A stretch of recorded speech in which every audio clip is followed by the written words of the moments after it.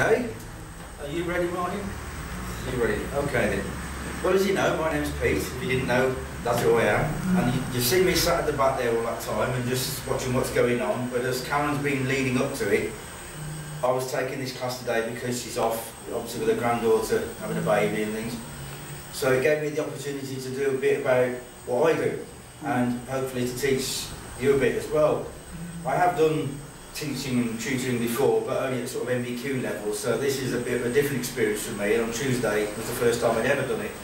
But we had a great fun class then, and it involves this thing, this computer here, and I've got some handouts which I can give you, which you can refer to during the session. But don't be frightened by the fact that this computer's sitting here. What I'm going to be showing you is, as the title says on the front there, a bit about what's inside. If you were paying attention to those quizzes that Karen was giving you, about all these different components, and we had them all out and I was showing you them, and that's for the... She was just leading into this because having that bit of a computer in your hand doesn't really mean anything when you don't know what it does inside here. So you'll be able to see inside here, if I take this out, all the bits together. Certainly, yes, certainly. Anybody else need any glasses on? I don't think I need, but I'll get it.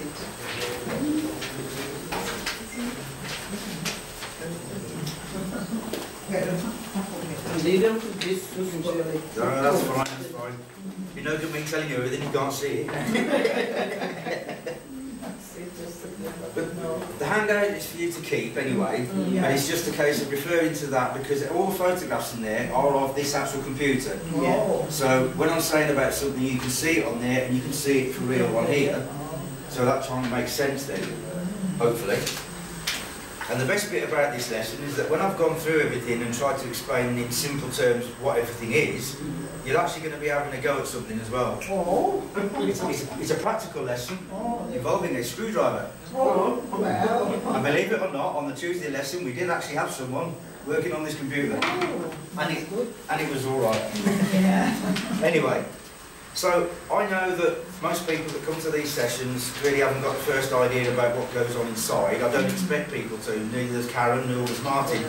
You know, I did my bit fixing PCs. I learned years ago, I taught myself. Martin, same, has been doing computer repairs for years, and Karen doesn't repair computers, but she knows the ins and outs of it and try to explain to you. Whereas I thought, well, yeah, it's all very well explaining all the software and things like that, but people still get afraid of a computer. And it's perfectly natural. If you don't know what this box of tricks is inside, you're going to be scared of it, thinking if I press the wrong button, something will go wrong, or I don't know what's happened here because I can't work out what to click on the screen and things. That's why you have Karen coming to help you. It's all perfectly normal, it's a learning process. But by doing this, I try to explain what's going on inside here and breaking it down into sort of easy, understandable bits. That way then, you might get less of a feel when you come to actually work on a computer, you know, doing your things that Karen's showing you. And you'll get the idea about what to look for when you're going to buy one as well. If any of you haven't got a computer and you're thinking of buying one, you get to a shop and they're trying to throw all these figures and facts at you and you're thinking, I don't even know what you're talking about, you know. So this will give you a bit of an insight. It's not complicated, not meant to be, otherwise we'd be doing this lesson and you'd be doing degrees and things about computers. I'm going to keep it as simple as I can. But if you've got any questions or you think, I don't really understand what you said then, just ask me. You know, so we've got a couple of hours and we'll just see how we get on with this. But so the first thing on the first page is I've took the case off the side, so you can see that photograph is what you can see there. And it looks a complete jumble of bits and pieces in there, doesn't it? Yes. And at the moment you think, I don't know what does what. So tied in with what we did in that questionnaire thing before, and we had the components, you're actually going to see that some of the components again and some more, but they all form all that's in here. And so this is the whole thing, and this is an old computer, but it does everything a normal computer does. All these ones in here are the same, but they're a lot smaller, these towers under here. This one's nice and big, you can see clearly, and I've labelled things as well. So hopefully it doesn't look as complicated at the end of the lesson as it does right now. All computers tend to be built the same though. They're a big box, plastic covered, metal frame inside, and things screw into there and they connect with loads of cables. That's about it. you know, there's loads of components in there, but they all are pretty easy. You can actually change things on a computer like this quite easy. You can take something out and put another one in, because they all use the same sort of way of going in. A couple of screws on the side, a couple of plugs, and you can take bits out. So a desktop computer like these, they're all pretty much the same. And it's not that difficult to actually replace the parts on a computer like this. So what about the laptop? Laptops are a bit more complicated because of their size. You know how thin a laptop is? Yeah. Everything that's in here is crammed into that little space. And it's scary looking in a laptop. I look inside laptops, obviously doing my thing, and it's very difficult sometimes to actually get to one bit of a computer because it's buried under about half a dozen other bits. So it's not easy for me. Martin, same, you know, we struggle with a laptop because of how small they are. But with this, everything is made so you can just take this cover off the side and you can go, right, take that out, that out, that out. Much easier to work with. So if we start going through some of the bits in there, and I'm going to be showing you other bits I've got behind me here in relation to it. The first, well, the second, next page, sorry, you need on there. The first item I've listed on there is the power supply. Now, every computer's got a power supply. A laptop has the same, you know, your little adapters that you plug into a wall.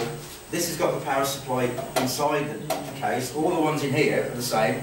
They've all got a big transformer box there. It's called a PSU, power supply unit, that's all. And you have your mains from the wall, plugs into the back, via a lead like these. All these towers are the same. It plugs in there and it's disappeared in there now, you don't know what's happened. Well, that's taking the mains power supply and turning it into less voltage to go inside there. Now, most of that spaghetti wiring that you can see in the middle there is what's actually on the power supply. That is a power supply out of the case. It's exactly like that. That's where the power goes in, your normal plug and lead on the wall, but this is how it comes out. Now that is quite a mess of power supply, but each one of these plugs on the end is power to one of the bits in here, and they give you spares inside as well, so you can add things to a computer if you like at a later date. But they've all got different power supplies to different components, so you can see all that coloured wiring in there. It's just one of these, and it's all coiled up inside there. You know, it's all bundled up out of the way, tucked in. But that's all it is. It's a transformer. It takes mains volts and drops it down to 12 volts, so it's safer. But as you'll see underneath that photograph, I put a little warning in there. Never ever attempt to go inside a computer like this with the mains still connected to it, because that is mains voltage in there. That's why they put big yellow warning stickers on them. And if you were to put your hand in there, you'll get a bad shock. So, it is a safety warning. Not that I'm expecting you to go home and start taking computers apart, but you know. But yeah, that is the biggest chunk in there of all the wiring is the power supply itself, because everything needs power, so it has to come out of that one box. Now you'll see underneath there it says motherboard. If you remember from that questionnaire, Karen put motherboard on there, and we had various motherboards, such as this. And we were showing you all those motherboards, and it's just a big circuit board, lots of sockets on and plugs and bits sticking out of it. And that is buried deep inside there. You can see it's right down the back there, lying flat like that. And everything is plugged into it. So you're actually seeing now what this has plugged into it. They do look different. I mean, I've got 3 different ones down here, and in each computer model, they do tend to look a bit different, and in years they've changed the looks of them and things as well. But they all do the same job. Everything in the computer is connected to that, one way or the other. It's either plugged in, it's in a socket, or it's built in. And you can connect as well through the back of the computer, around here. There are lots of sockets and plugs on the back, and they actually come out on the back of the computer from the motherboard. So everything, all these different devices that we can plug into a computer go into there. So that's the central core of the computer, if you like. All the goings on happens in the computer, comes through that. Lots of connections to everything else, and way too complex to go through in a lesson like this, but think of that as the central part of the computer. If you haven't got one of them in there, it won't work at all, because nothing's connected to each other. So that's why she was showing you the motherboard. Okay, so you can see it buried deep in there. it can be replaced because obviously they come out, as this one has. It's only screwed in onto the metal case at the back, but you have to take everything off it first to get to that. Yeah. So that's what it is. This is all it is. It's a straightforward thing. But on the motherboard itself, there are things called expansion cards, which plug into slots like these. You've got different shaped slots all over the board, but expansion cards are these things here. I've labelled them as 1 and 2 on here, and 4 at the bottom. 3 as well, sorry, yeah. They're all expansion cards, which means adding on things to the motherboard by expanding it, and they're cards because they plug into a slot. They tend to be ones that stick out the back of the computer as well. Looking at that motherboard again, where these sockets are at the back, these cards also come out the back of the computer, and they're down the bottom. Those sockets down there are actually coming out of these cards here. All computers need some basic ones, whether they're in a card or built into the computer is different on each computer, but most of them would have things like a sound card, which is one of these. Now, on this computer here, the sound card is, I'll just check which one it is. This one here, number 2. That is your sound card in there. Again, they'll look different depending on which computer model it is, but they're doing the same job. And this is the sound card here.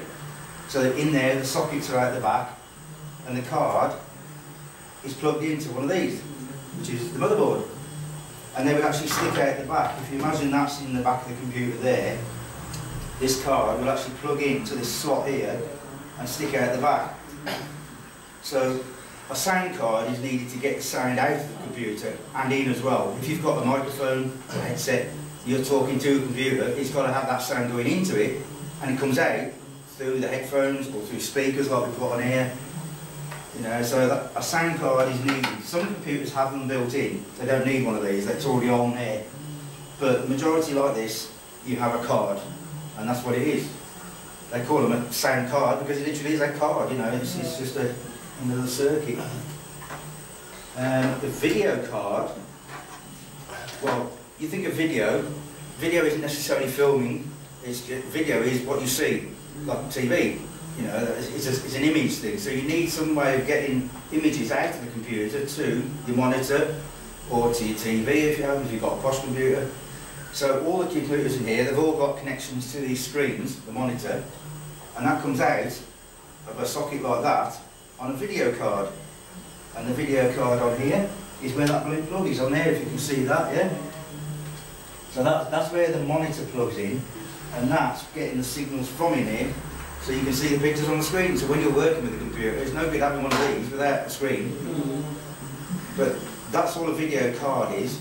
There's a microchip in there, which is all the brains of it, and the bigger these are, the better the quality of the picture you get on your screens and things like that, and they can be made faster, so you get the image quicker from the computer. But they all have the same basic function. They take all the images and send them out to a monitor, or in a modern computer now, you can take straight to your TV. If you happen to be have a flat screen TV at home, you know, like one of these but bigger, then you could have your computer plugged into your flat screen TV now via another form of socket they call HDMI, high definition stuff, which comes out of the computer, goes into the TV screen, not just the monitor, and you can have a huge image of your computer. Then you sit there going, whoa, look at this. But all the same thing, comes out of a video card. So that's all they are. They plug in the same on there, sticking out the back of the computer, like you can see where the blue plug is on there. So that's sending out the image. So you've got sound, you've got a picture. What happens if you want the internet? Well, the network card is another device on the back of it. On this computer, this one's actually that old, it doesn't have a normal socket on the back for network. I don't know whether any of you remember dial-up internet before we had broadband as we have now, where you had to connect your phone line and your computer actually ran the internet, and you had the dialing tone coming out over the computer and things. Well, that's been superseded now, and mostly around the country now with broadband, but in them days you had just a phone connection, which this computer has only got a phone line connection on it. Whereas other computers now have a cable that connects to your modems. Remember that on the questionnaire? The modems? Things like this sort of device where if you've got broadband at home, be it Virgin, Sky, whatever, BT, you have the internet coming in, which are connecting to a plug, and you have the outputs going to your computer. So you need some way of getting the lead that goes out of this into the computer. So you have a network card with slots on and plugs in to be able to plug that into there. If you remember the network cabling that we were showing you last time, which is on here, it's all the blue cables or yellow cables coming out of the computers. These are all connected up. So that's on its own when you plug in the card? This will be sitting somewhere on its own, yeah. The card is built into the computer, so all computers have an output on there. And so this one has a phone line, so that's old, but most modern ones have a proper network cable connection, just as these do in here. And you have the blue or yellow cables that come out of these, and they're connecting every computer into the network in the room. And you connect into this, but you have your internet coming into the house by either cable means, or if you've got BT, it comes through the phone line, but then into a box like this. So if you remember on that quiz, we were covering the routers. Well, that's what the router was, and that's how it connects in. So they're all vital bits of a computer, those cards, but they do vary depending on each computer. They're different shapes and sizes, and they have different sockets on them and things, but you need the sound, you need the video, and you're going to be on the internet, you're going to need some means of plugging the internet into your computer. So that's what these are for. And so they all sit there on the motherboard, in the back of the case. They'll all come out the back. There's no computers that I can think of where a card slot's coming out anywhere else other than the back, because it's the best place to tuck all the cables out of the way when you put a computer in a house. So that's all those are. Fairly straightforward on there. There are other cards you can get as well, but I'm trying to keep it into simple sort of form so we can see what's what. Now, on that quiz, we were talking about the processor of the computer, as I've called it here, the proper name, Central Processing Unit, or CPU, to give it its code. That is the brains of the computer. That plugs into the motherboard, and if you remember when I was showing you these motherboards, I said it goes in these sockets here with all these little white sockets in, and I didn't have one to show you. But fortunately, Martin had a stockpile of bits in the back, and what we've got here, stuck to the fan, right, I might add, there's a little chip on here with all the pins on. It's actually glued on to this big thing with the fan on it. If you remember I was showing you the fan bit before. This takes all the heat off this. This gets red hot in use. So it needs all this to take the heat off us while we're going like fans and things. But all those little pins plug into all those little sockets on there. So it literally sits in there. So that will sit there, and it's glued down normally on the back of that fan to take the heat away. They use a special glue which takes the heat from it. But that little chip, and it is tiny, it's a very thin thing underneath there, but that is the main brains of the computer. Everything you do on a computer goes through there, and it's thinking all the time, which is why they get hot, because the technology has made them so small, but then they get red hot in doing that, all that thinking. It's just like your brain. No, it won't function without your brain, and this won't function without that brain. But they are very, very complex, but they've made them smaller and smaller over the years, and faster as well. But that is what a CPU is. In this computer, it's sitting there.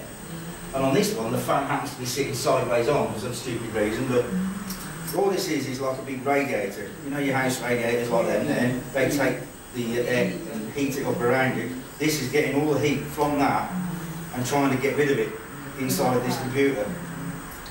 It's one of the problems we have with laptops. This computer is quite big, and the cooling air can circulate in here, and if it gets too hot, there's plenty of room for air to be moved inside here with fans and things. On a laptop, it's so thin, and all the heat stays in there, and the biggest killer of a laptop is overheating. Because people get them in the house, they get dust in the fan holes at the side and things like that, and it doesn't get cool. Because laptops are so small inside, you imagine where the air's going to move inside one of them. Still got one of these in, and they still get hot, but then the air in them doesn't come out, yeah. You can put as many fans as you can get in a laptop and you still get hot. But these, loads of air. And you can have fans at the front, the back, the sides, inside, whatever, you know, you can get the air moving in one of them, but So that whole package like that, with the microchip on there, and that little radiator thing, and the fan, is brilliant to use because they're so cool when they're running then.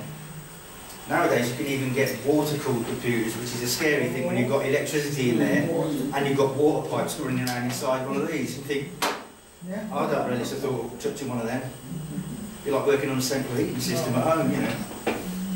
So that is what a CPU is. Incredibly small for what it does. But your brain's your computer, that is. The RAM. Now, I didn't have the RAM to show you last time. We did basically cover it in the quiz, but what it was. Although Karen was getting a bit confused between the processor unit being the memory and the RAM being the memory. The RAM is memory. It's called random access memory, as I put on the handout. It's the short-term memory, or the working memory of the computer. It's only got stuff on it when the computer's switched on. As soon as you turn the computer off, this random access memory loses its mind. It doesn't have anything on it anymore, it goes completely blank. It's just the thinking memory at the time. You know, the main processor's doing a lot of thinking, and it's getting stuff from other bits in the computer and doing all this processing of information. But it needs some extra memory at times to be able to say, right, hang on a minute, just put that there, I'll come back to you and then do this. So it's like a brain thinking, hang on a minute, stop there, you know, I need to talk to this person instead and I'll come back to you. So it has this temporary memory in it, if you like. So this memory is actually something that's quite easy to replace in a computer. When you buy one, they put the bare minimum in, really, to just get the computer as cheap as it is. But most computers, it's very straightforward to replace the memory in it for bigger memory, and you can buy as big as the computer can take. Computers have a limit, they can't have unlimited amount of memory because they'll get lost in it then. So they have memory, and if you can see there, there's 3 little cards in there. Yeah? Well, there's 3 chunks of memory in this. This has got 3 slots, some computers have 4, some have 2. You know, so I mean this one has 4 slots. It's got 2 in purple and 2 in black. They're nice colour-coded ones, but you can have 4 slots of memory in there, but of different types as well. But the memory is one of these, and that's all it is. It's a load of little chips and a circuit board, nice little thing, but that is your short-term memory in there, and they're sort of broken down into chunks of it, and it'll just send stuff in there, store it while it's thinking about what to do, and it'll grab that stuff later on, and as soon as I turn it off, it's gone. So then when you start the computer up again, if it needs it, it uses this. Now that's one out of a desktop like this, but as we've been talking about laptops being small, what I have here is one out of a laptop that I'm actually working on at the moment, just to give you an idea of the size difference. Same sort of memory, but half the size. But on this, they put it on both sides to get it down that small, whereas this is one-sided. But you can see there's 4 on there, these little chips. 1, 2, 3, 4, 5, 6, 7, 8. So it's got the same sort of memory, and it happens to be the same sort of size memory actually as well. But it's very tiny. Even the little circuits that it plugs into are very tiny. But that's one from one of these. That's a laptop one. So everything on a laptop tends to be shrunken down from what these are. But we'll come back to this in a later bit of the handout when it comes to what you're looking at when you go to buy a computer, because they talk about figures of these sorts of things, and if you know what one is, it does tend to make it a bit easier to understand why they're giving you a number on these things. Okay, what does that mean? It's got so and so memory in it. Well, that is the number. And as I say, they can be replaced quite easily. That you know, you can do, as I'm doing here now, you can buy memory in a little package like this, and you can make your computer think faster than it did do when it left the factory, and it makes the computer more efficient. Older computers tend to have very small memory in, and they can be made much faster and much bigger by putting better memory in. So that's what the RAM is. And on the next page, we have drive bays. Drive bays sounds complicated. A drive bay is, they come in 2 sizes. It's a means of putting a disk drive into a computer somewhere. A drive bay is literally like the parking space for it, where it goes in the case. on this case, they've got a big metal cabinet here, if you like, that they screw into. And pretty much the same on all computers. They have a box there that these drives screw into. The drives come in different shapes and sizes, as you're going to see now. The top one I've listed on there is the optical disc drive. Now, you think of a CD or a DVD, a flat disc, that's an optical disc. It needs a laser to actually read that, so it needs light source going into it to read it. That's why it's called an optical disc, because it's got a laser on it. So an optical disc drive is where you plug a CD or a DVD into your computer. This computer actually has two. There's a reason for that, but they can get away with just one drive in there for that. And you can either be on here, it's a D or the E drive, they're both the same optical drives. An optical drive looks, where's he gone? He looks, he said. It's a bit like a car radio actually, when you take it out. That's what one is. And when you open up ones on these computers here, you press a button and the drawer slides out and you put a disc in. That's normally the case anyway. And basically that's it. It's just a CD player or a DVD player. It reads information off the disc, or it can actually record information onto certain discs as well. Now reading a disc means you put a music CD into your stereo at home and it will play the music. You put one into a computer, it will play the music. That's reading it. It's seeing the information that's on the disc and then playing it back to you. But if you're writing the information on there, you're using it as a storage device then. So instead of just storing it on the computer into the different folders on the computer, like my pictures, my documents, that sort of thing, you could actually store stuff onto a CD as well if you have the right disc to start with and the right thing on here. This one is a rewriter, which means it can actually write information as well as reading it. So you can actually, what they call burn, a copy of your information, a document, pictures, whatever, onto a CD, and then you can take it away and show someone else or use it on another computer or whatever. So they do come in different forms. You can have just a basic CD reader, which just reads them, or a DVD reader, which will just watch films, because all films come on DVD form, you know, they don't use CDs for films, they're too small for that. But a DVD is the same looking thing, and on this computer it happens to have one of each on it. So it's got a DVD player and a CD writer and player, so you can actually watch films on this, or you can write your own CDs and listen to music and stuff as well. But most modern computers now, if they've got one, they'll have one that does everything. And I mean, these computers in here, they've got variations of some, or they're all the same now. All DVD writers. They're all DVD, so you can do anything on a DVD writer. If someone tells you your computer's got a DVD writer on it, you can literally do anything then. You can play CDs, you can make CDs, you can play DVDs, or you can make DVDs. So they're a very good thing to have, and they are a standard across the board now on computers. So optical disc drive, that's what one of them is. If you get told you need a so-and-so optical disc drive, you'd be going, what? Oh, hang on.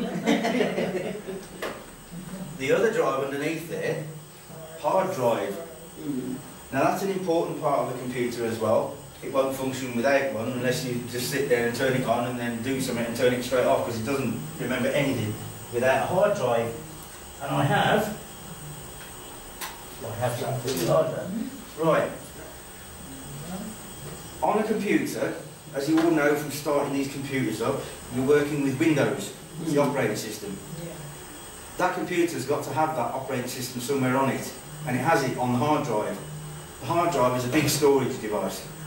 They come in all sorts of shapes and sizes. This one is a fairly small hard drive, and it's buried down there. When I say small, I mean that the capacity on it, if you like, the amount of information you can put on it.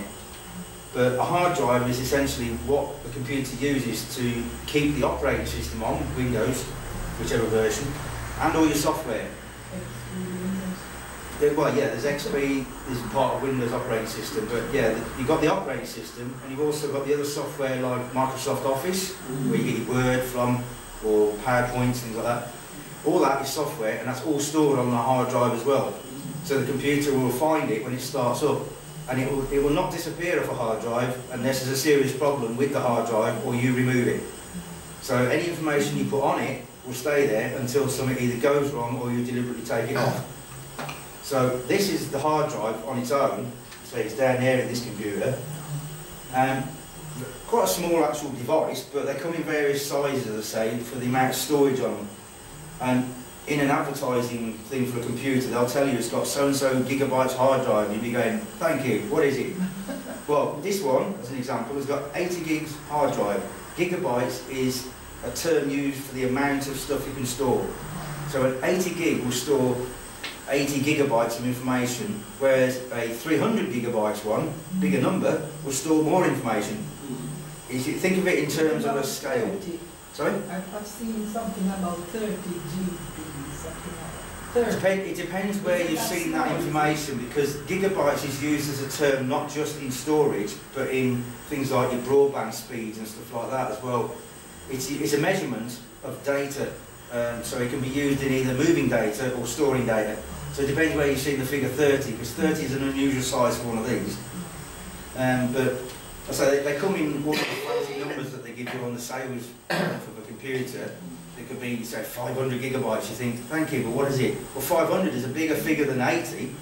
So if that stores 80 on it, 500 is going to store a lot more than 80 on it, which means you can get a lot more photos kept on your computer, or documents that you've written, or music files, things like that, or storing films on it even, anything you want to store on it, the more the number, the bigger the number, the more you can put on it, basically. But that is a hard drive out of one of these. And going back to a laptop thing again, that is a laptop's hard drive. I took that out of a computer I was working on as well at home, and the difference in the size is pretty obvious. Yeah.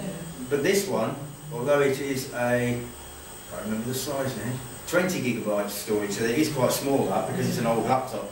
But if I showed you an 80 gig hard drive from a laptop and an 80 gig hard drive from a desktop, they both look completely different, but they both have the same storage on it. But that's the numbers, that's all. That's what that one's the same size as any laptop hard drive, they're all like that. But it's only a small number on there, because it's older.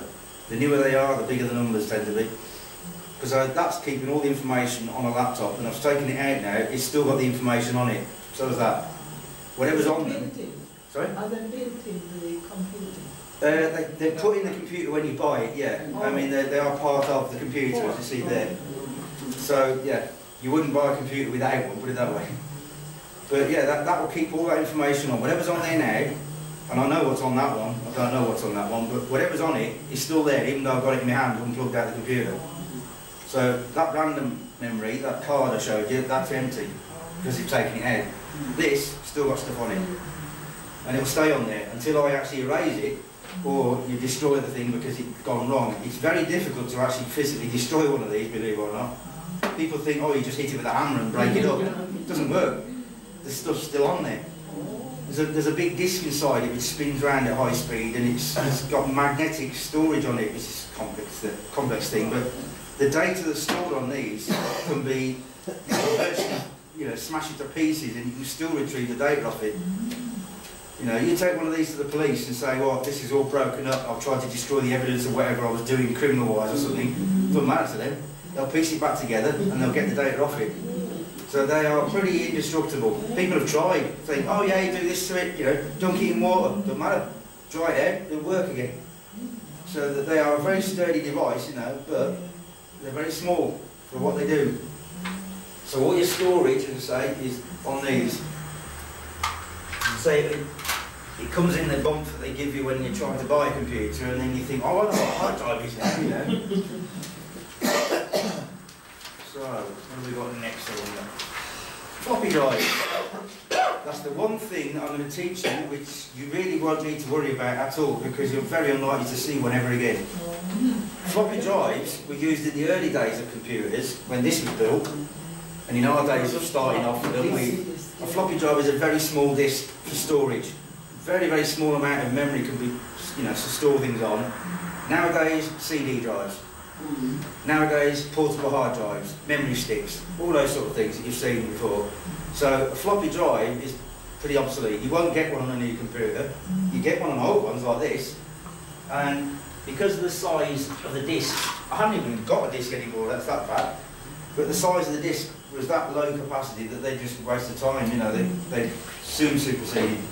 But that is what a floppy drive looks like, and it's got a little slot in it. The one on the front of this computer is on the front, just the same as this, and it's sitting there. You see, it's labelled as A drive on there, yeah? But a floppy drive, what you do is when your computer's up and running, you put a disk into it and it just reads the information that's on this disk. You can write stuff onto the disk, but you'd soon run out of space on it. Very, very small. Tiny fraction of what we can get onto a CD now, or even a memory stick. You know, these little memory sticks, they hold loads of information on. This doesn't. So over the years, they gradually became obsolete. Businesses tend to hang on to them to the end. You know, they use them to store your own personal data on the things. If you went into an office and you had your own computer in an office, you'd have your information on your floppy disk and you put it on and then you know, carry on working. But I say, not something you'd ever see on a computer in the shop now. Not unless it's second hand, obviously. But yeah, not something to worry about, just so you know what one is in here, because you'll come back to this in a minute. So remember that, that's the floppy drive. Okay? So, all those components there, I think yes, I've gone through all of it's on there. Oh, the other thing you can see in there, apart from the cables on the power supply, remember when I showed you the power supply, it had all these coloured cables coming off it? Well, the other sort of cable, which I did show in the quiz as well, was this ribbon cable, which connects all the bits and pieces on there, like these drives. They've all got a ribbon cable coming off them, and they connect down into the motherboard, down here, but that card is plugged in as well. So you've got various connections still blank on there, which can be used for other ones, but a ribbon cable is exactly what it looks like, a ribbon. And they come in varying lengths, but they have these multi-sockets on the end, and they have like an extension, so you have one plugs into the motherboard, and then you can have on this one, you can have one device, another device, and you can also get ones that come out again, like this one with 3, 4 of these plugs on the end, you know. But it's exactly as described, a ribbon cable. It's made up of tiny little cables all in a line. So each pin on there has got its own little wire running through this ribbon. That's why you can see the lines to it. But that's used to connect the major components up inside here to the motherboard. So it's the other form of wiring you can see in there. Power supply, that lot, and that's the data cables, if you like, for all these components in there. So, not something you'd ever get to actually take apart usually, you know, but it's just describing what it is inside there. So, if you imagine, some of you may be doing this, but if you imagine you were going out to buy a computer, and then you've seen what's inside one and how it's all connected in there, and you think, okay, then these people in the shops, you go to PC World or Currys or Argos or whatever, and they'll throw all these figures at you on these nice little sort of sheets that they put up on the display next to the computer, and you're going, oh, what does that mean?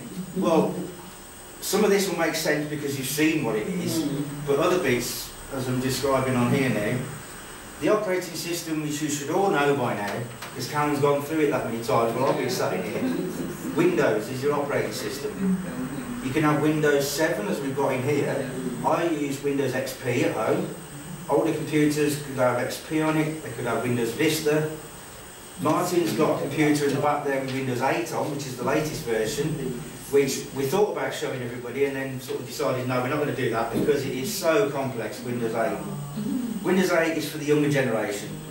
When you've got these phones that have all this stuff on, you can touch screen phones and things like that, great. Windows 8, yeah, iPod, that sort of thing. You can make sense of Windows 8 if you use one of those because you're touching the screen, you're touching all these big blobs on the screen to do that. If we tried to teach everybody in here how to use Windows 8, we'll be there for a year, just starting off. Even we got stuck trying to turn the computer off. Because if you remembered, I know some of you don't remember every time you come in here, but you should know now how to start the computer, and you should know how to shut the computer off. And the confusing thing with shutting them off is you go to the start menu. It was a running joke with Windows because to stop a computer, as the normal ones in here, you have to go to start. And on the start menu is how to stop it. Why don't they just put a stop button on the screen, you know? But anyway, they did that for years, and everybody then goes, well, why do you start a computer to stop it? That doesn't make sense. Well, on Windows 8, as we found out when we had it set up in the back there is no start menu. So we went to try and turn it off by the method that we'd use on any other computer, and you think, how do you turn it off? There is no start menu. So we were looking on the screen, touching all these bits, and we found it in the end, but it's buried away in the sort of menus of the computer. So we're not going to show you that. It's a nightmare.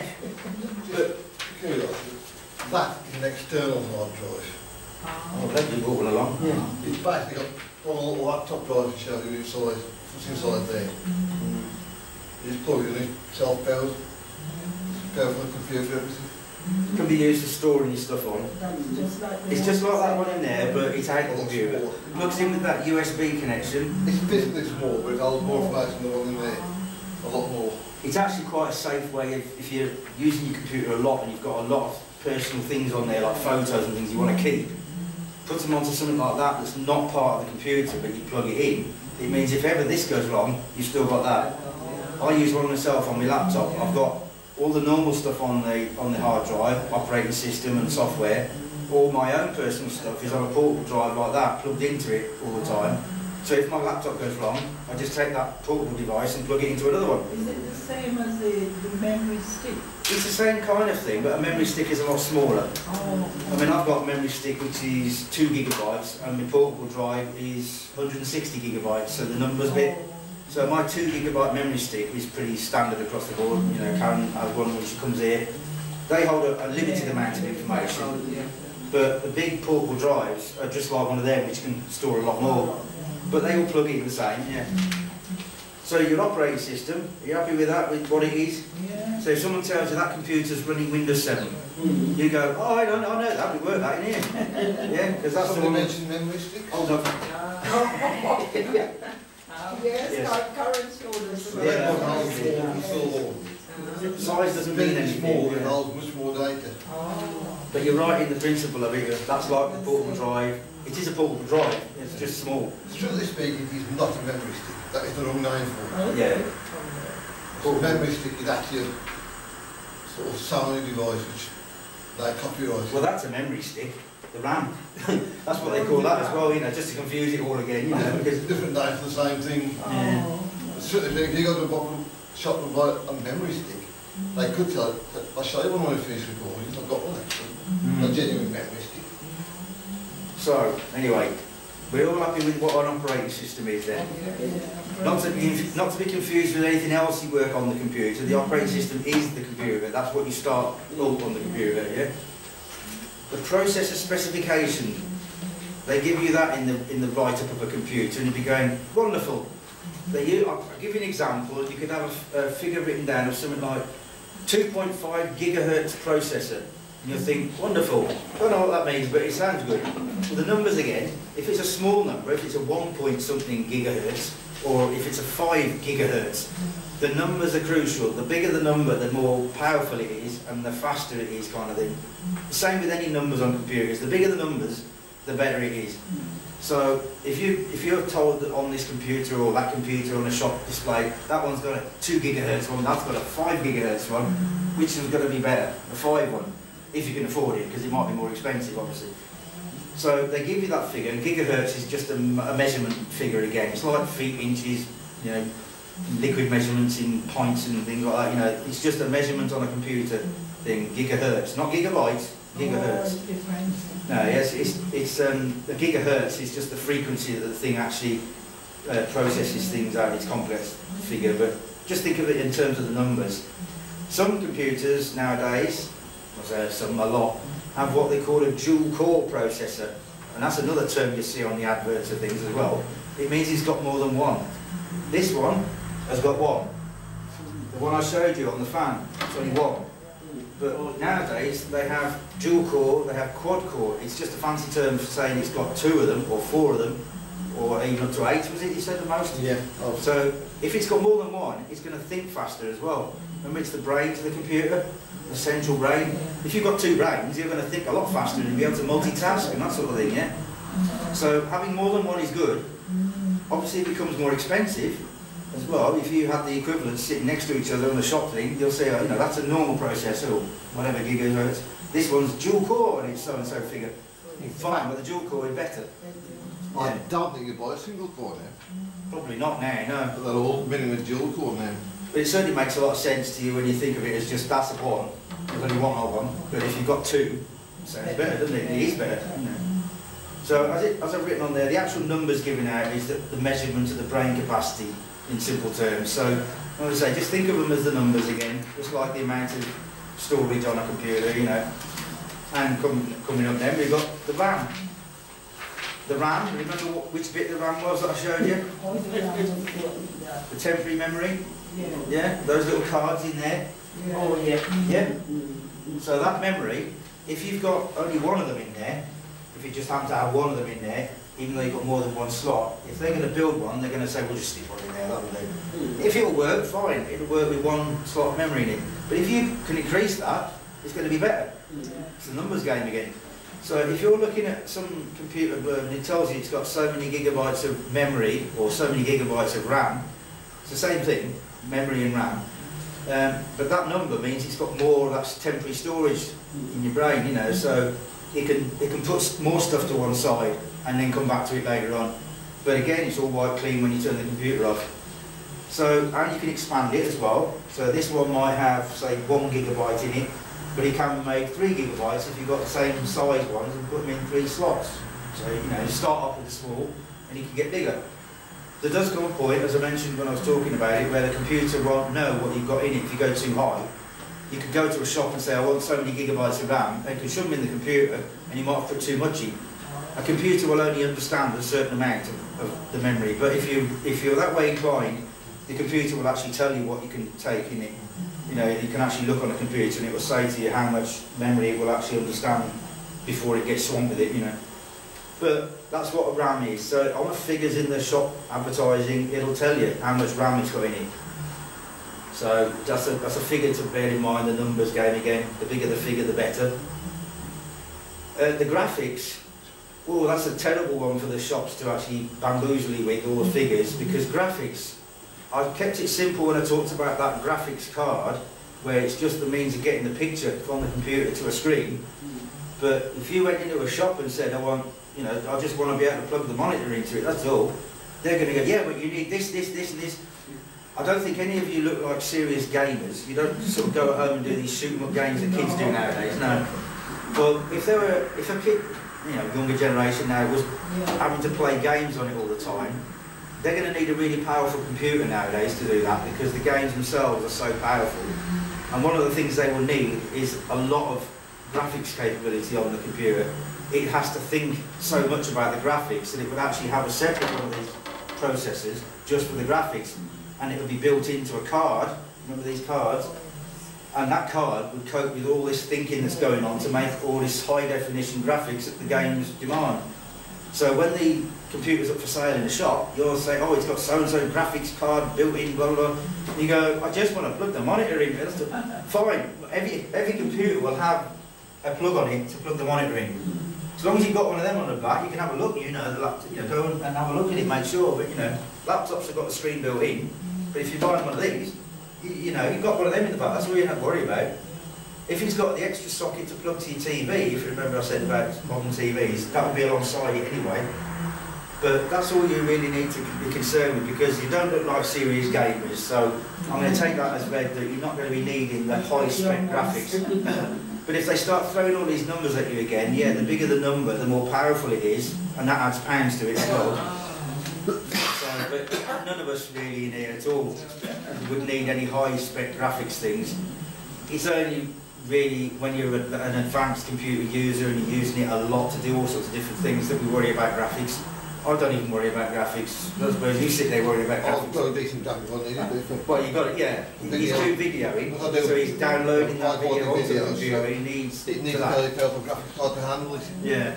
But for the normal everyday use, graphics is just simple terms. It means that you've got the means of connecting the monitor to it to be able to see the computer in the first place, which they all have. So we don't worry too much about that at our level, The sound is another one. They can throw figures about the sound at you, and the most common one you get nowadays on computer sales is it's telling you it's got the means to do, was it 5 to 1 or whatever? It's 5.1. 5.1. Home theatre sound. Really? Well, as I said to you about the sound card, it has sockets out the back for headphones, microphone, and line out for speakers and things like these speakers here. Well, that's simple speakers. If you happen to have all this technology at home, you've got your big flat screen TV on the wall and you've got home theatre sound system with that, you can plug a computer into that as well. So they give you on the sound spec of a computer, they'll tell you it's capable of doing this, that and the other, and it might have the sockets directly on the back to plug the speakers into it. Loads of speaker sockets basically to get all these different speakers around the house, you know. We don't have one at our house, but I know my neighbours have, and I'm sat there listening to it all, and basically you get the sound all around the room, just like being in the cinema, you know. Well, this is supposed to record in 5.1 sound. Yeah. I wouldn't know. So all this sound stuff, yeah, they'll throw figures at you telling you it does this, that and the other. As long as you can hear it and you can speak to it if you're talking on Skype or something, you want to be able to plug a microphone in, that's all, you know. So sound is another thing to look for. And outputs on a computer, well, sound is one of them obviously, graphics is another one, but there are all sorts of other outputs on a computer, but the most common one nowadays that you want to look for is USB ports, USB sockets. They are these wonderful little sockets which are universal. That's what they look like out of the computer, those ones there, and the more the better. The computers I'll be having here, I've got them on the front as well, and the back, and you can get probably 6 sockets on most of them in here or things like that. Well, that's fine, as long as you don't start plugging in too many keyboards, mouse, cameras, memory sticks, you know, printers, all that sort of thing. The more devices you have at home, the more sockets you need to plug them into. And they're pretty much all running on USB, Universal Serial Buzz. Yes, I couldn't remember the B, did it? So, when you're looking at a computer, you look at the number of USB ports it has, and it will tell you usually on the spec, but you can always actually physically look at the computer and say, oh, it's got 2 on the front, that's handy, and it's got, say, 4 or 5 on the back. If you've got ones on the front, it just means it's handier for things like a memory stick. You don't have to reach around the back of the computer to plug one in. You can just go in the front where you're sitting next to it, just like we do here. All these computers have got the front ones on there. Where have we got them on here? There. See, there's 4 on there. Very handy, and you've also got that sound ones on there as well. The green and the pink is sound in and out. So you can plug a headset in, you can plug memory sticks in. They're all the outputs. They have the same on the back of it as well, but on the back it's all tucked out of the way. So to reach them every day, the ones on the front are ideal, aren't they? If you're not going to leave something plugged into it, obviously you've got a memory stick, you're not going to leave it plugged into the front of the computer all the time, you take it out when you finish, so that's why they're on the front. But the more of them they've got, the better. You know, this computer only has a few on the back, and I say a few, it's got 2, and that's it. This computer would soon run out of capacity if I had the printer plugged into it and the mouse. Where do I plug the keyboard then? Fortunately, this is that old, it has different plugs for them. But USB is what all these mice are plugged into, all your keyboards are plugged into, because that's a standard thing across the board with computers now. There are other outputs on computers you can get as well, depending on the gadgets you buy. I mean, Martin's got that digital camera there. Sometimes you can get a different connector for the cameras as well. They call it Firewire, one of the ones. That's just another sort of socket on the back of the computer. You know, it's just another means to connect things to it. So when you're looking at a computer, you think, well, what's the outputs on this? And we've got so many USBs, you've got a sound output on it, right, and what's on the back, and what's on the... So you're just looking at that. And on the advert there, it is a real advert, I'll put on the bottom of that handout. I just found it to give you an example of the basic sort of bump that they give you on there. First thing it says, new Windows 8 range. Well, as I said to you about Windows 8, we'll think of it as Windows 7 then, because you'll understand that one. But it's telling you what Windows system it has. Now, you can buy Windows 8 in the shops now. You can still get Windows 7, but they're actually pushing Windows 8 everywhere you go. It's Windows 8, latest thing, you know. So when you go into a shop now, you'll be pushed Windows 8. Okay, but what they were was Windows 7, which we've got in here. But that's what the first thing they'll tell you is how up to date they are, you know, what it's got on it. It's got the price on it, obviously, which are hidden away because it doesn't matter. And it's not bad printing, I've actually pixelated the price out here. And it says on there, I remember I was saying about the processor bit, it's got dual core. That dual core, what does that mean again? Can do more than one. It's got more than one. It's got 2. Dual core, yeah. So it's got those 2 processors, those 2 big chips in there, which means it can do things a lot faster. It can think quicker as well. The bit where it says AMD E450, that's just the numbers game bit, which doesn't make a difference to you or I what the thing is. It's the maker and the model number of it, that's all. Because it says dual core processor. So that's the thing. Another one might say quad-core processor. If you're looking at all these computers lined up, you're looking at that sort of thing, going, oh, that's got that one's got quad-core, you know, and it's down to the money. Because obviously the quad-core one is more of it in there, they'll charge more. It says it's got genuine Windows 8, again, they're pushing that Windows 8. But it says genuine, but it's pretty obvious. You're not going to go into a normal computer shop and buy some dodgy version of Windows. It's going to be genuine because they've had to pay for it from Microsoft. You know? And the memory. Which bit is the memory that I showed you? You can look at your handouts, yes? If you want to figure out which bit was the memory. The figure there, that 4 GB memory, what was that meaning to you, alright? That you can store more things on it. It's which bit of store though? There's a clue there, which bit of storage?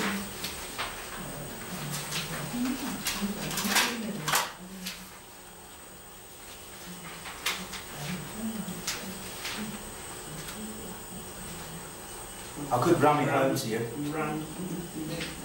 Oh, well done. The RAM, yes, this one I've got in my hand. Oh, random access memory. That's it, exactly, yes.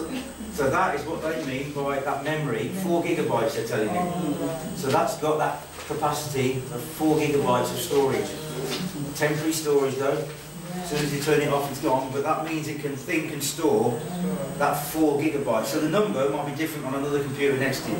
You're looking at all these different ones, that's what I mean. And it's just a numbers game. So that says 4, this one could say, oh, it's got 8. The one next to it, oh, I've only got 2.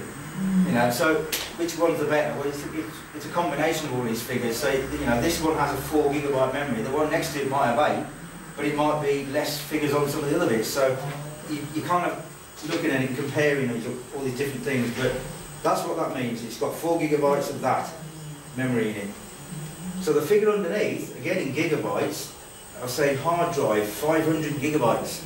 Remember I said that gigabytes is just a measurement of data on a computer, just like having feet and inches or, you know, ounces and things like that. You know, it's a measurement of data. So 500 GB sounds an impressive number, but that hard drive, which was the hard drive?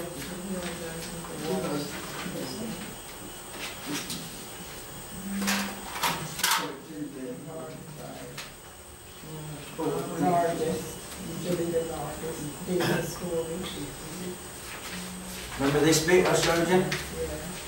This is the hard drive. So that hard drive on that spec there, it says it's 500. Remember I said to you what this one was 80? So the numbers game, this one says 80 and this works, but that's 500. So that's better. Much more, yeah. So you think if you have loads of photographs and loads of documents you made and things like that, you get a lot more on that than you can on this one. So it's down to the numbers again. And they go up in higher than gigabytes now as well, just to confuse the issue. They have terabytes now. Terabytes is just another denomination of the number, so it's bigger even than gigabyte. So, you know, that 500 gigabytes is quite good. I mean, I say, at home all my laptops and desktops, they've got 160 gigabytes on the hard drives. And that's sufficient for us, you know. We've got all sorts of data on there, photos, things like that, you know.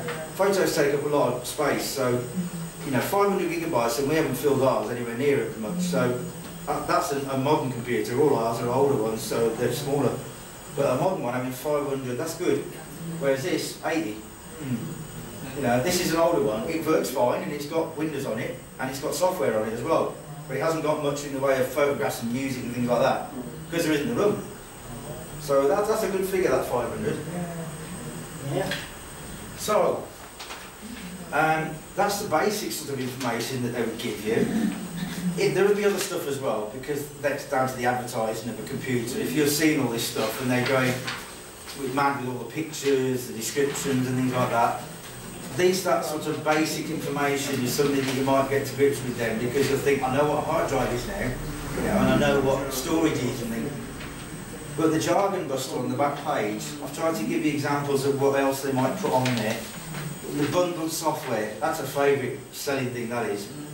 Additional software. Yeah, now that stuff is marketing. It's basically a means to attract you to buy that particular computer.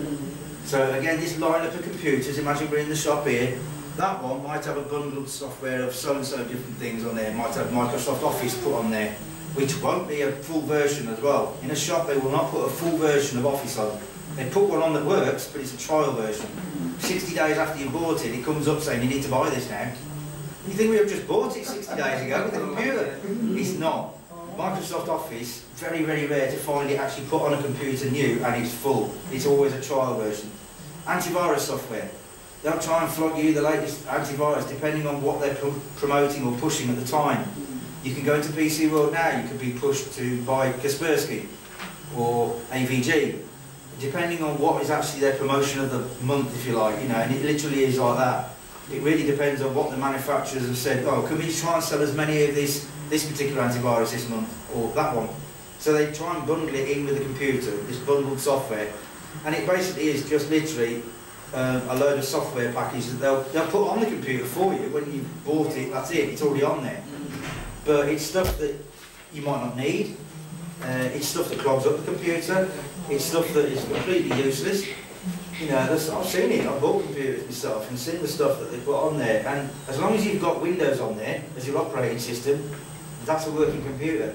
If you've got other stuff on it as well, be it Microsoft Office, for example, or a graphics program like Photoshop or PaintShop or something to do editing of photographs and stuff in, they're all additional software.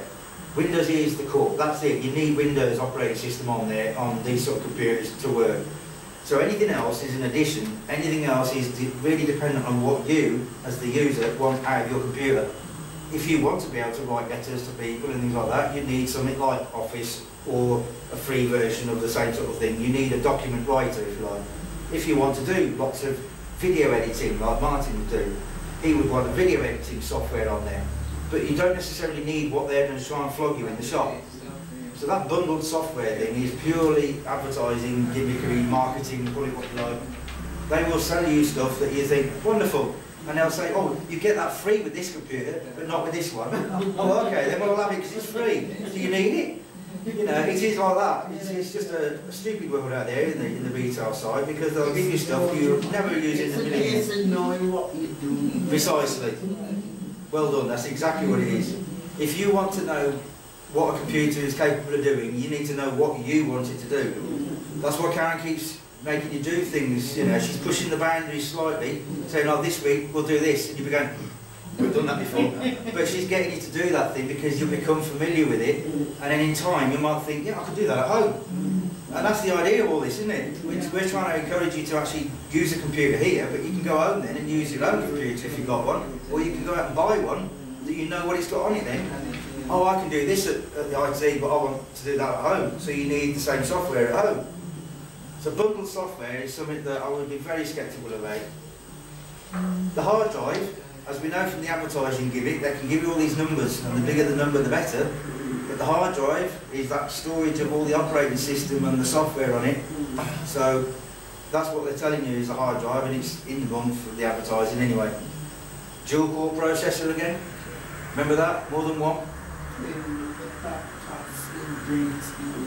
Yeah, so you've got more than one of these big chip things in here, you know, so you can spread out the tasking of it. So the RAM or memory, either word is right. It's random access memory, but some people just call it memory. It's those little cards that plug in, and the more the number, the more powerful it's going to be able to temporarily store information and retrieve it again. The next two are the confusing ones as well. There's a term called Ethernet and there's a term called Internet. They are different things, but they basically cover the same kind of thing. Ethernet we have in here.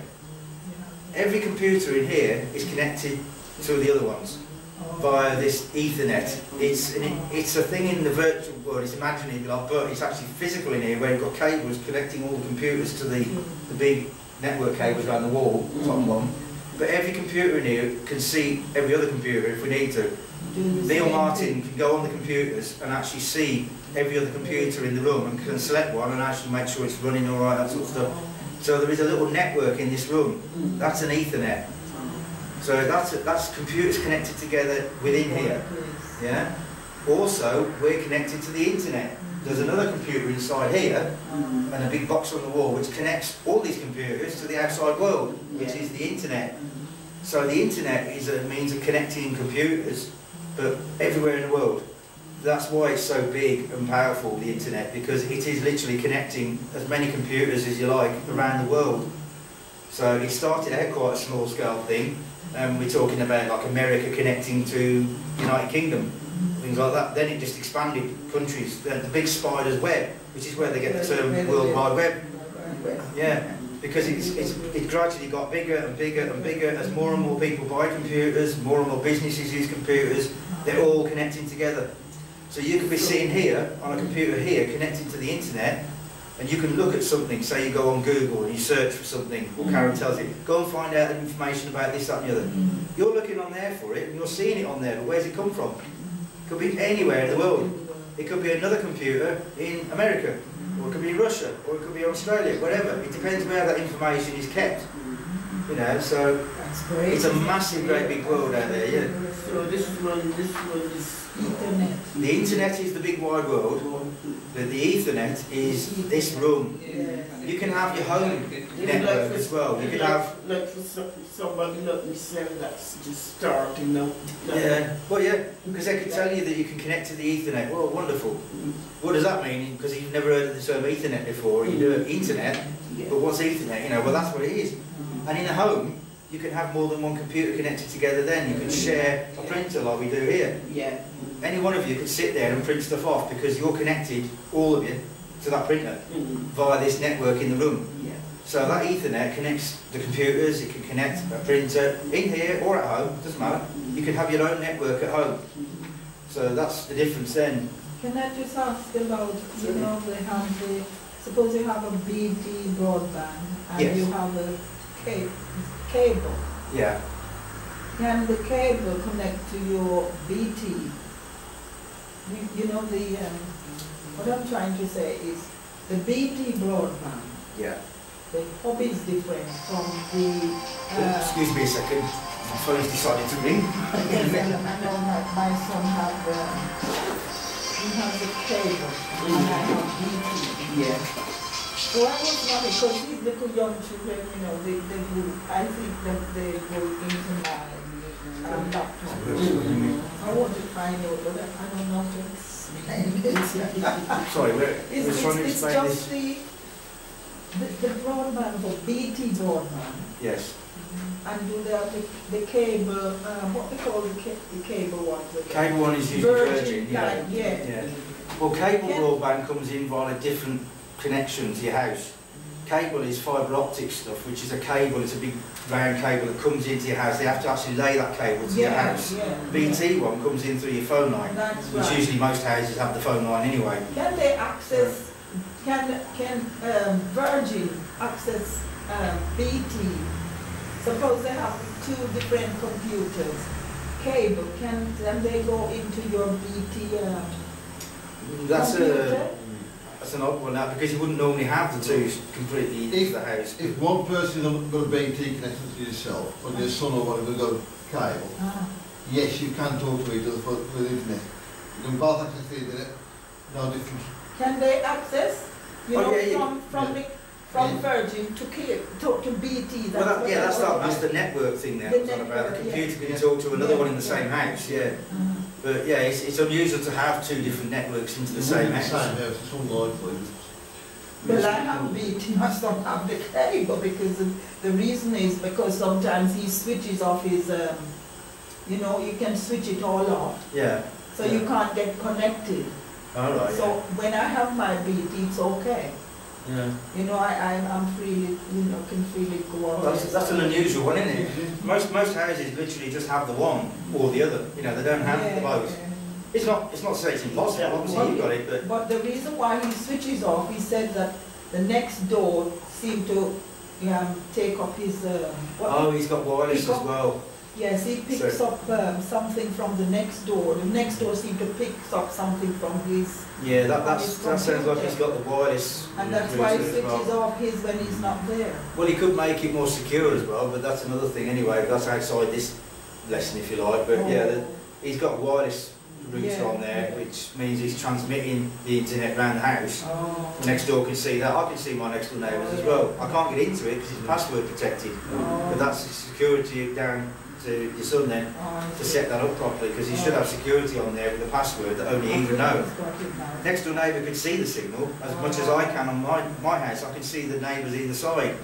You know, because my wireless router is picking it all up. It's just like radio transmissions, you know. So you can see it, but you can't necessarily access it then if you've got it secure. But that's why that's happening then. So, do you understand then the difference between the Ethernet and the internet? Is that clear enough? Or do you want to explain it again?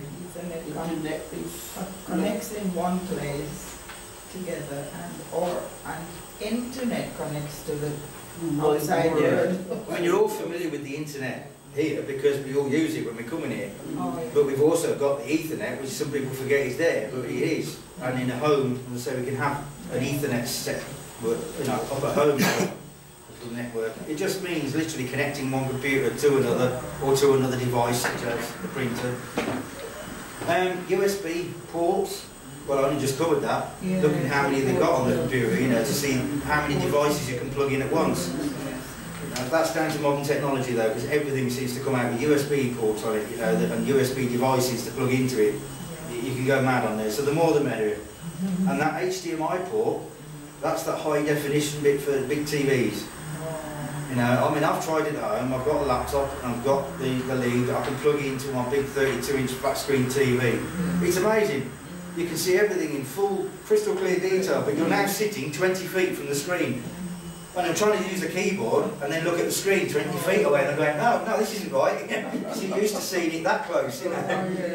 It's not, you know, it's great for watching a film or something that you might have on the computer. Or if you go online to something like YouTube, you know, the video channel, you could watch that on a big screen. If you were struggling to see it on a small screen like this, then fine, you can put it on a bigger screen. That's just the means of doing it, you know. It's just another connection. We haven't got one here because we haven't got any HDMI bits and pieces here, but it's what a modern game console would have on it, you know, these PlayStations and things like that. They all have these sort of ports on to plug into the TV to do the gaming. So it's more graphically real now, you know, because they're very, very good at those sort of things now, because high definition means it looks really realistic. Bigger. Well, it's not just bigger, it's much more realistic, it almost jumps out of the screen at you. And 3D is another one. I heard the talk about high definition. Yeah. I mean, high definition on normal broadcast TV is just clearer, more obvious, the colours are better and things like that. You know, high definition is like we're looking at each other now. Do you have to have something extra for that? Oh yeah, that's another thing as well. Yeah, but that's if you've got Freeview or you've got a Virgin TV box and things like that, you'd need a high definition box to be able to pick up the high definition broadcast so here. You've got to have something. Yeah, it's all marketing. Yeah. But in terms of this computer, HDMI, high definition, whatever it is. That's just a means of getting a high quality picture to a flat screen TV or a plasma TV or whatever. That's all it is on computer terms, you know, because you know I'm just trying to cover the basics on what comes in and what goes out on a computer, you know. So that's the handout done, and now we've got a bit of time now, which becomes more interesting now. Because I can see the fear and trepidation slipping in now, and they're all going, uh-oh. Remember at the start, they're about there. This thing's massive, but it's perfect for this because you can see the components in there. They're not all buried away in things. So, this screwdriver serves a purpose. Now, hopefully, we've got time for all three of you. And on Tuesday, I only had time for one to have a go, but I'm going to ask all three of you to take something out of this computer and then put it back in again. Now, as long as you know what a screwdriver looks like, we're on to a good start then, because if you know how to work one of these, that's all you need to know. So who would like to be the first to come up here? If you break it, Peter shows you. Sorry? If you break it, Peter shows you. Yeah. Now, who would like to have their confidence boosted by actually coming up here, and I'll show you exactly what to do, and don't be scared of trying this. See this one here, A drive, that's that floppy disk drive. Remember that obsolete one that we don't use anymore on computers, yeah? I'm going to get you to take that out and then put it back in again. And then the others are going to do it as well. All it's held in with on this is 2 screws. So if you can take them screws out, just you might have to hold your hand underneath to catch the screw when it comes out. But if you undo those screws, you're doing it, no, the other way is we're doing it. That's it, anti-clockwise to undo. Yeah, I did say as long as you can use a screwdriver, didn't I? That was the main thing. If you can use a screwdriver, you're all right with this. But so don't be afraid, you know, this is perfectly safe to do, and I'm here watching over and everybody else is going in the background, but they haven't had a go yet, have they? That should be out actually now. It comes out so far and then it'll just come out. Oh, that's it, yeah. Just pop it down on the desk then. And get to the other one. It's a very short thing. They are, yeah. They're literally just clamping that little floppy disk drive into that metal cage. If you remember I said it's just held in there. It's just to stop it banging around inside the case, that's all. They bolt it into that little slot so you can see it at the front as well.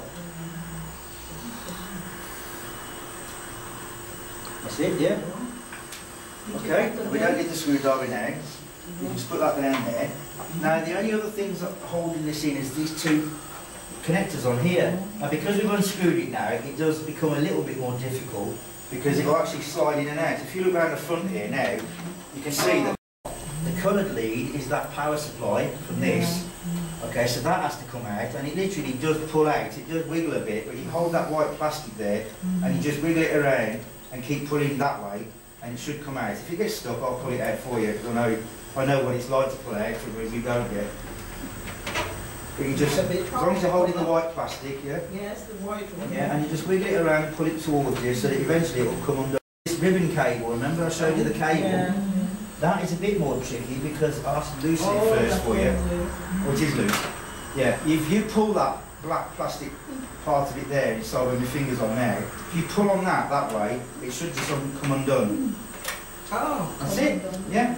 So that is connecting all the data bits in there, and the other one is connecting the power. That's the power. Just like your mains plugs in the house anyway, that's the power into it. It's even got P7, power 7. Now this device can come completely out. Okay, so you've actually removed that. I'll pull it out, but you've removed it, yeah? Now we're going to put it back in again the same way. So if I feed it in there, so the black goes in first. The black one goes on there, but it goes the right way up as well, so we have to figure out which way it was. Now you look at the sockets on there, it will only connect one way around, and then you just feed it in. It's obviously a lot easier out of the computer than it is in the computer, but if I show you like that, and there's 2 rows of pins as well, you see? So that goes in like that. So it's a bit more tricky in there, but now you've seen what it looks like going in. It's that way up, with that lump of plastic on the top. Oh, yeah. The white, I'll just look for the white on top. Yeah, so if I hold that in there now, and you've got to try and put that in there, if you can manage that. And that's quite something if you can get that in there first go, because even I would struggle sometimes because you're bending your hand round inside and you're trying to see it at the same time. It's the fiddliest bit of it, really.